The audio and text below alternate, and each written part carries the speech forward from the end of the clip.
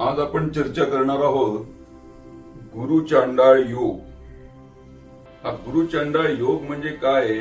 गुरु आणि राहू हे दोन ग्रह एकत्र असणं, एका घरात असणं किंवा एकमेकांपासून 1-5-9 या त्रिकोणामध्ये असणं।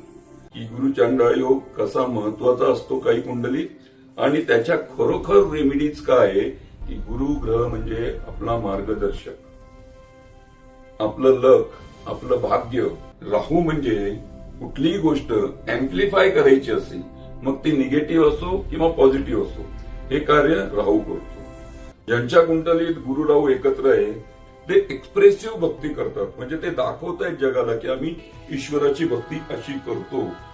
गुरु राहू एकत्र असतात तेव्हा सगळ्यात महत्वाचं काय की राहू हा वक्री ग्रह आहे। गुरु राहू एकमेकांची गुण स्वतःकडे घेतात, म्हणजे गुरु हा राहूचे गुण घेईल आणि राहू हा गुरुचे गुण घेईल। त्यामुळे आपण उपाय करताना जेव्हा आपण उपाय गुरुचे करतो तर ते आपल्याला फलदायी ठरत नाही। ते उपाय आपण फक्त राहूचे केले पाहिजे। तर राहूचे उपाय म्हणजे काय?